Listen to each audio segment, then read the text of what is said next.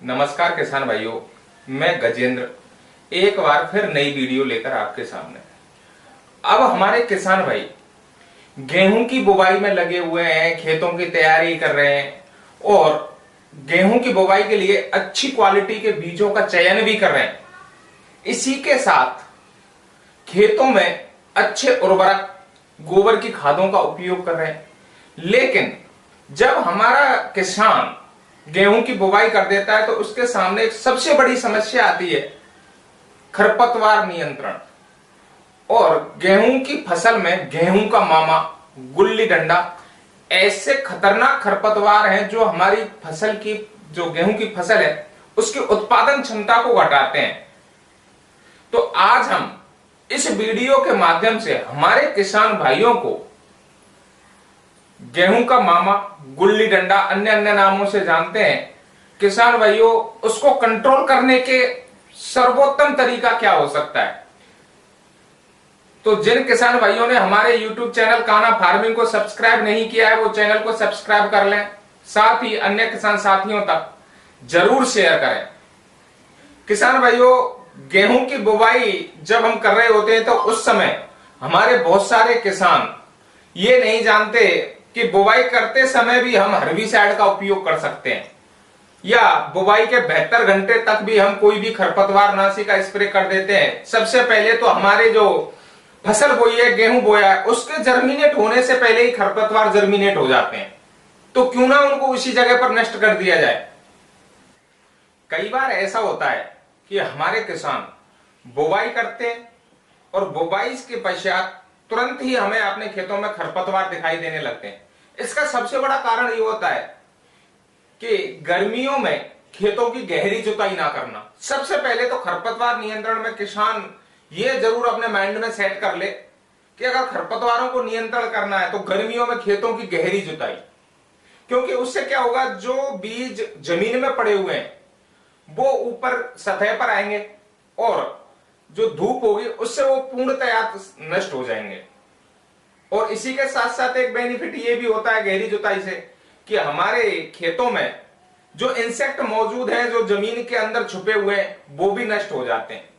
इससे क्या होता है कि जमीन में जो कीड़े होते हैं जो हमारी फसल को नुकसान पहुंचाते हैं, उनसे भी हमें कुछ हद तक लाभ मिलता है।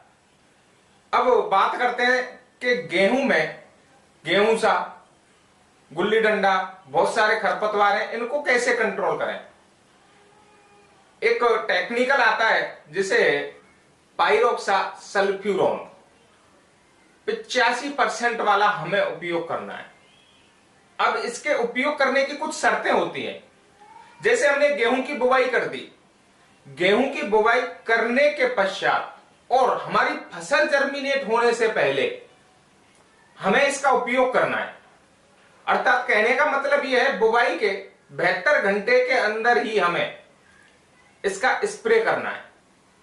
अब इसके डोज रेट, तो ये जो टेक्निकल है, 1 एकड़ के लिए 60 ml पर्याप्त होता है। पर अगर टंकी की अगर बात की जाए तो 15 लीटर का जो पंप आता है, 15 लीटर के पंप में 6 ml हमें उपयोग में लेना है। इससे क्या होगा, इसको प्री इमर्जेंट हर्बिसाइड बोला जाता है। खरपतवारों के उगने से पहले ही यह उनको नष्ट कर देता है।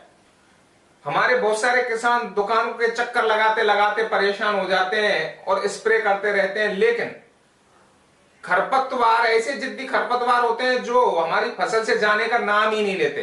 किसान भाई इस टेक्निकल को उपयोग करके आसानी से खरपतवारों से निजात पा सकता है।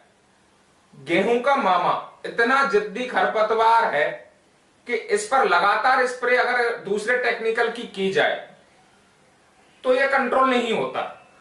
किसान भाइयों, इसका जो कंट्रोल करने का तरीका जो मैंने आपको बताया है, इसी तरीके से फसल के जर्मिनेट होने से पहले ही करना है। अगर फसल जर्मिनेट हो भी जाती है तो किसान भाई इसका उपयोग ना करें।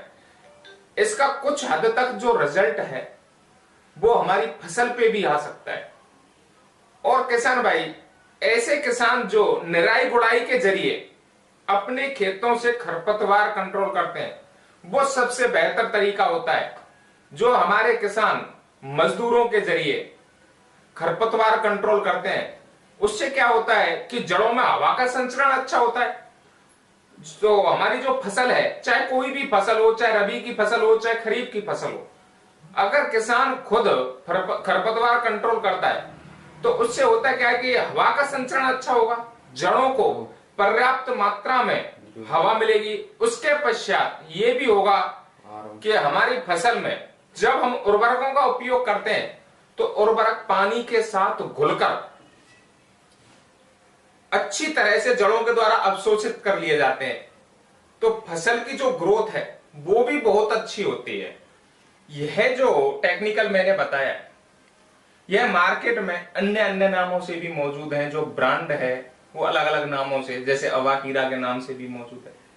किसान भाई, हमें किसी भी कंपनी के नाम पर नहीं जाना है, सबसे पहले हमें टेक्निकल को देखना होगा कि टेक्निकल कौन सा है। और यह जो मैंने टेक्निकल बताया, इसका उपयोग हमारे किसान भाई गेहूं, मक्का, जौ, सोयाबीन, बहुत सारी फसलों में उपयोग कर सकता है, लेकिन प्री इमरजेंट, जर्मिनेट होने से पहले करना होगा। और इसी के साथ साथ यह जो खरपतवार नाशी है, इसमें एक खासियत और है। इसको आपने कर दिया, अगर स्प्रे करके किसान भाई इसका उपयोग करता है, एक बार अगर इसके रिजल्ट देखना चाहे तो नेक्स्ट ईयर आपकी फसल में यह जो गुल्ली डंडा, गेहूं का मामा, जो खरपतवार है, यह आपको बिल्कुल भी नहीं दिखाई देंगे। किसान अगर लगातार 2 से 3 साल इस खरपतवार नाशी का उपयोग करता है तो इससे आगे चल के हमें ये रिजल्ट देखने को मिलेंगे कि हमें अन्य जो टेक्निकल है उनका उपयोग हमारी फसल में बिल्कुल ही नहीं करना पड़ेगा, ना इसका करना पड़ेगा। हमारे खेत से यह जो खरपतवार है ये पूर्ण रूप से नष्ट हो जाते हैं। और किसान भाइयों, इसका स्प्रे करते समय यह जरूर ध्यान रखें कि जमीन में पर्याप्त नमी होना भी अति आवश्यक है। पर्याप्त नमी होगी तो उससे क्या होगा, खरपतवार समय से ही जर्मिनेट होंगे, हमारी फसल के जर्मिनेट होने से पहले ही जर्मिनेट होंगे। और उसके बाद हम जब इसका स्प्रे करेंगे तो अच्छे ढंग से हमें रिजल्ट देखने को मिलते हैं। हमारे किसान इस चीज का भी विशेष ध्यान रखें कि स्प्रे करते समय खुद की सेहत का पूर्ण रूप से ख्याल रखें। मुंह को ढककर पूरी तरह से शरीर को कपड़ों के द्वारा ढककर ही स्प्रे करें। और वीडियो में अंत तक बने रहने के लिए हमारे किसान भाइयों को धन्यवाद।